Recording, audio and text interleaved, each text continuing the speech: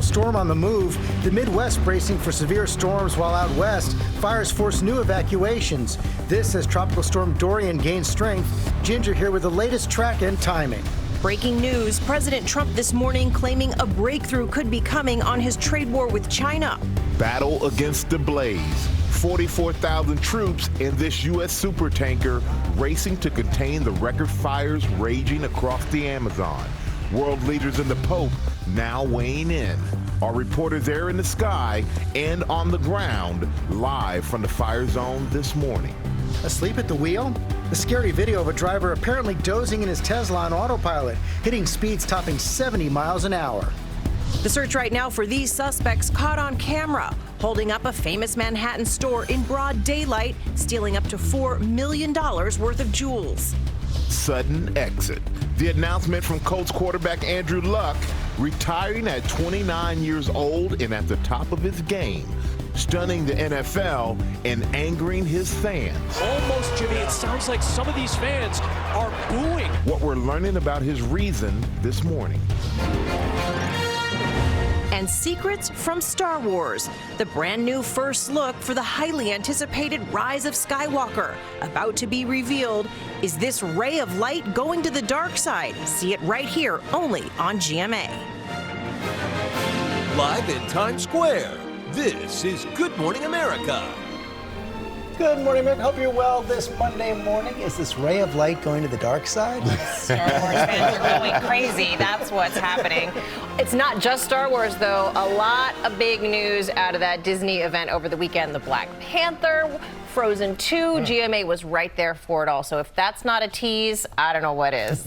We have a lot more of that coming up later in our show, but we're going to begin with that wicked summer weather as we watch that tropical storm in the Atlantic. We're also tracking severe thunderstorms hitting the plains and heading east.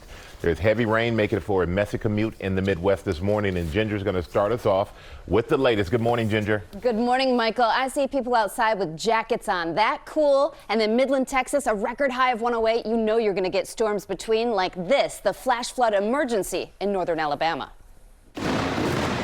More than 9 inches of rain in northern Alabama, flooding the streets of Florence. In North Carolina, crews cleaning up after 4 mudslides shut down this highway and left people trapped for hours. All of a sudden you heard a big crack and it looked like black lava coming off the top of the hill. It was very scary. I thought we were all gonna die. People driving by said that you could hear trees cracking as debris slid down the mountainside. All of this after that lightning strike injured 6 people at the PGA Tour Championship in Atlanta. People were struck by lightning. I know that they're alert, conscious of breathing. Play was suspended due to storms, so people took cover under a tree. The tree splintering when lightning hit. Debris causing all those injuries. 6 people sent to the hospital, one of them a 12-year-old girl. There were screams. It seemed like everybody else saw the tree was falling, and I was just going based off of that and trying to run away from it as quickly as possible. So not only do you have lightning possibility today, but severe storms, 70+ mile-per-hour winds in northern Missouri all the way through Oklahoma and Kansas. You're going to want to watch for that. Then we promised to show you the tropics. We're watching this area, but that should stay out in the ocean. The one here, Tropical Storm Dorian, has 60+ mile-per-hour winds. Those are the max sustained. Barbados under a tropical storm warning, 2 to 4 inches of rain possible, up to a ½ foot. And then Puerto Rico looks like it will see the right side of that storm. Thankfully, it does appear that it's moving pretty quickly. And then after that, it gets a little unclear. So we're going to be tracking it as we go through the midweek and beyond, George. We know you will, Ginger. Thanks very much. Now to President Trump, closing out the G7 summit in France this morning and sending confusing signals about the escalating trade war with China that has rattled global markets and threatens American consumers. Our chief White House correspondent, John Carl, traveling with the president in Biarritz. Good morning, John. Good morning, George. After a dizzying back and forth on the issue of China trade, this morning the president is backing off talk of an all-out trade war with China, at least for now.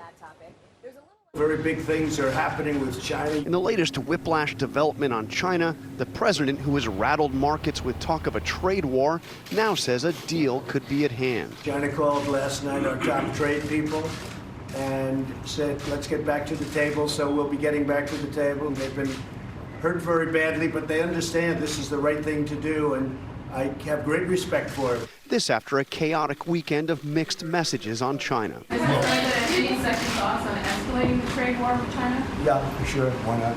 Second thoughts? Might as well. Might as well. Do you have second thoughts about escalating the war with China? I have second thoughts about everything. President Trump also dropped, for now, his threat of declaring an economic emergency to force U.S. companies out of China. We're getting along very well with China right now. We're talking. I think they want to make a deal much more than I do. But his administration has put a hawkish response on whether he has any second thoughts about his approach. White House Press Secretary Stephanie Grisham issued a statement saying his answer has been greatly misinterpreted and that the president only regrets not raising the tariffs higher. Does he have second thoughts and believe tariffs should be higher, or did he not hear the question? Again, he doesn't have second thoughts about what he's done. If anything, he wanted to clarify if he had second thoughts, it would be to raise the tariffs. In another surprising development, the foreign minister of Iran made an unexpected visit to the G7 summit at the invitation of the president of France. Trump said today he knew all about the plan. Some of your allies are saying that it was disrespectful for Macron to invite Zarif. No, it was just the disrespectful opposite. to the U.S. No. You don't feel that way? He has my approval. And he talked up the possibility of a new nuclear deal with Iran. And we're looking to make Iran rich again. Let's let them be rich. Let's let them do well if they want, or they can be poor as can be.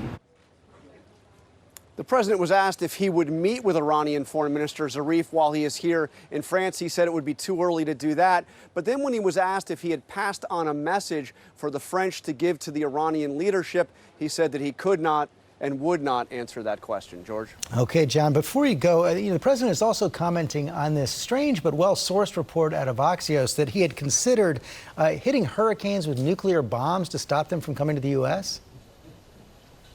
The president responded to that via Twitter. It was a tweet that was sent out actually while he was meeting with German leader Angela Merkel. He said the story was ridiculous, and then he never said anything about blowing up hurricanes. George? John Carl, thanks very much. Okay, George, the president is also this morning facing a new challenger for the White House in the race for 2020. This one from within his own party. Former Illinois Congressman Joe Walsh telling George on This Week that he will take on President Trump for the GOP nomination. Walsh called the president a child. That's a quote, saying he is unfit for office.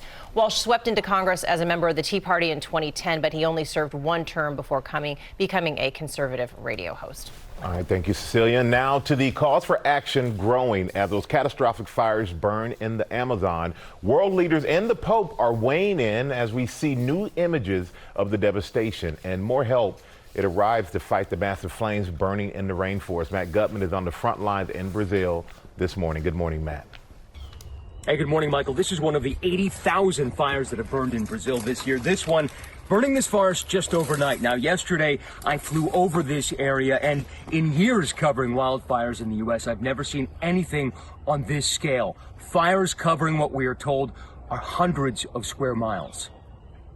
This morning, Brazilian firefighters continue to pound those record fires from the ground and from the sky, where Brazilian Air Force C-130s are dropping those streams of water. An American 747 supertanker even enlisted in Bolivia to hit remote fires. Those curtains of fire ringing Brazil. A record 80,000 fires this year, chewing up vast swaths of forest. The fires spread over an area 2/3 the size of the U.S. It's just charred earth as far as the eye can see. This is absolutely devastating. We flew over fires stretching dozens of miles. Here near the Pantanal, the world's biggest wetlands, the smoke blotting out the sun. They're creating so much smoke that they actually are forming their own weather patterns, which is why it's so bumpy and there's so much turbulence now. Brazil has deployed 44,000 troops, but most fires go unfought here.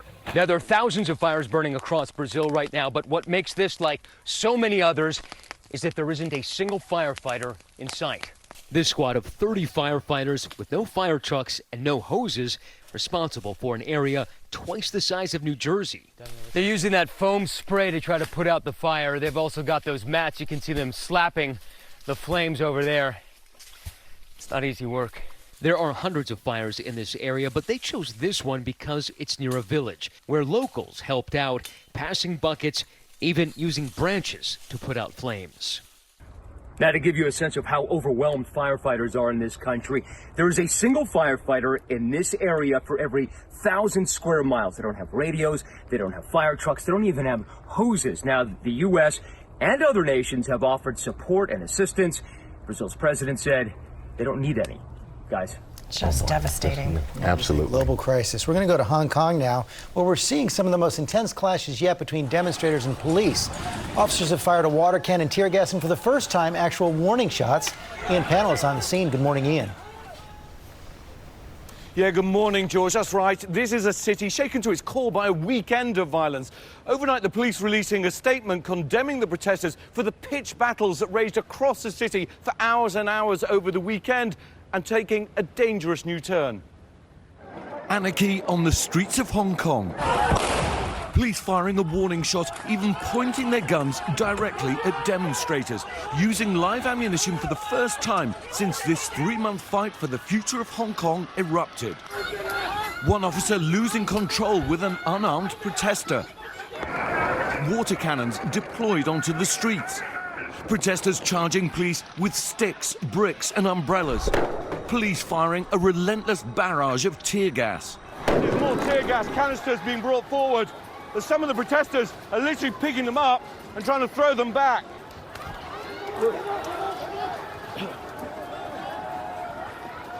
Forcing us to take cover. Smooth. The air thick with smoke and anger on both sides. I mean, this is certainly the worst situation we've seen. The most violence, the most tear gas, and the most resistance from the protesters.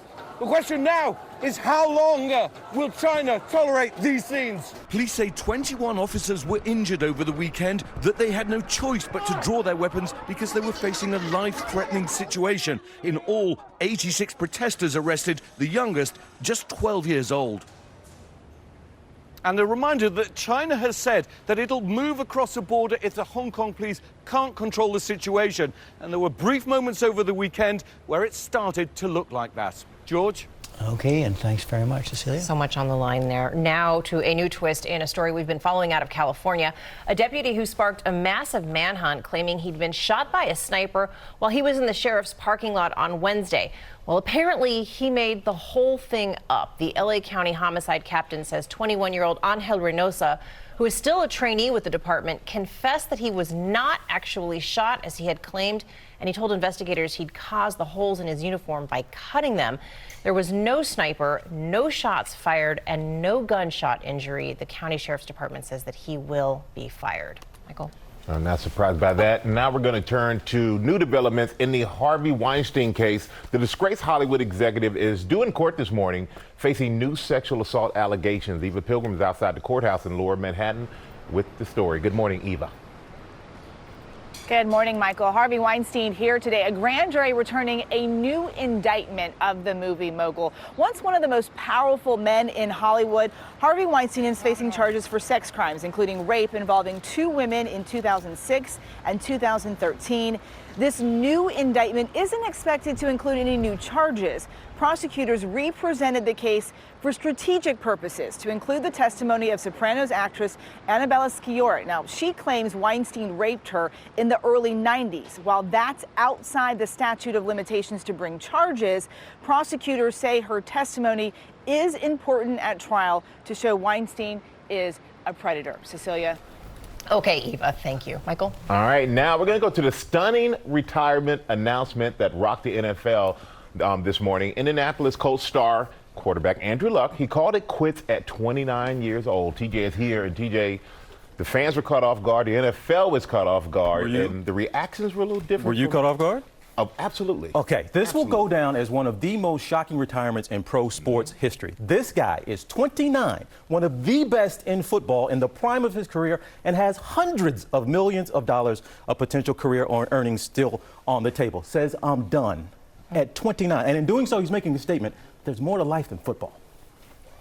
Now you're starting to hear the reaction of some of the fans. Almost, Jimmy, it sounds... Bombshell NFL news leaked and started to spread in the middle of a preseason game. Look at this reaction. There are people. That guy's wearing an Andrew Luck jersey. Everybody's got their phones out. Indianapolis Colts star quarterback Andrew Luck was on the sideline with his team when word got out that he'd be retiring from the NFL at the age of 29 and with 3 years left on his $140 million contract. This is not an easy decision. Honestly, it's the hardest decision of my life, but it is the right decision for me. The 2018 Comeback Player of the Year opened up about his surprise decision in an emotional post-game press conference, saying that years of battling constant injuries had taken a physical and mental toll. I felt stuck in it, and the only way I see out is to no longer play football. It's taken my joy of this game away. The only way forward for me is to remove myself from football. Drafted first overall by the Colts in 2012 to fill the legendary cleats of Peyton Manning, Luck was a 4-time Pro Bowler in his 7 seasons. My teammates, I feel so conflicted because of my love for these men, but it is clear to me that's what's best for this team. But this year, after an ankle injury left him struggling to heal in time for the regular season, he decided to hang it up during the prime of his career and walk away from hundreds of millions of dollars in potential career earnings. You heard Jim Irsay say he passed up on possibly $500 million in future earnings by retiring this early. But Luck's team and many across the NFL stand by their colleagues' courageous decision. He's had a great career and done a lot for the city of Indianapolis, so proud of him and wish him the best. I think it takes an immense amount of courage, a lot of guts to do what he's doing. All right, the Colts could have gone after $24 million in a signing bonus. They said they're going to let him keep that for just putting his body on the line for the team. But guys, a lacerated kidney, a torn labrum, torn abdomen. He has played through all this, a concussion even. He has been through a lot in just 7 years of a career, but he is saying there's more to life I want to do. I want to live a happy life, and football ain't making me happy right now. Yeah, and I saw the fans' reaction, all the booing and all those things, but this guy's given so much to the city, to the team, and it's always easy. It's easy to be tough with somebody else's body. Yeah. You know, this kid knows what he needs to do, and he's doing the right thing. It takes a lot of courage, as J.J. Watt said, for him to call it quits at 29. It was a cool statement that we're seeing some guys in football more and more saying, you know what, I got more life to live, so I'm done with this. Yep, right. I'm first to tell you do. How's post-football life working out for you? It's working out all right. We got another sports headline for you guys this morning. A huge congratulations to the new Little League World Series champs, Louisiana, beating Curacao 8-0 to win their first title. Louisiana pitcher Egan Prather threw a 2-hit shutout, sending his team into, you can see it right there, a complete frenzy, leading to a huge pile-on in the middle of the field. Ouch, he looks like he was in pain there. Saints quarterback Drew Brees sharing in the excitement for his state's team. He posted this video of his own sons going wild. A moment of this win, Brees writing on Instagram, "Congratulations to the River Ridge Little League team for being World Series champs. What an incredible accomplishment. So proud of you." This was a tough go for Louisiana, though. They lost their first game. Then they had to win 6 games in 8 days to take this title. But we'll head over to Ginger. George, you too. We have a lot more coming up, including take a look at this startling video. A driver appears to be asleep in his Tesla, which is on autopilot going down a busy freeway. We're going to talk about those concerns this morning. And the urgent new warning that what could be the first death linked to vaping. But first, let's go back over to Ginger. All right, let's go ahead and get straight to the fire in Glendale. This is just one of the brush fires that broke out. It's warm, it's windy. Now it's excessive heat warnings for places like Las Vegas today. Fire danger will be high. The Select Cities now brought to you by Werther's Original Candy. It's a laugh, a smile, a hug, a kiss. It's a touch of that, a pinch of this. Werther's Original Caramels, made with real butter and fresh cream, for a taste that always makes you feel like someone very special. It's more than sweet, a little piece of bliss. Today will be partly to mostly cloudy, and during the afternoon hours we could see a stray passing shower, but overall today is going to be a really nice day, kind of like a preview to fall. Tomorrow, a chance of seeing some showers passing through. That will be anytime during the day. Then Wednesday, mainly afternoon with a cold front, weather front that Storm Watch 7 has been tracking. But look at the temperatures today at the bus stop. The morning, noon for recess, and even the afternoon from the 60s to 78 degrees. Best chance of rain Wednesday. We have a lot more coming up this Monday morning. At Safe Light Auto Glass, we really pride ourselves on making it easy for you to get your windshield fixed. Turn in your science papers. This teacher always puts her students first. I did mine a little. You did? Oh, I can't wait to read it.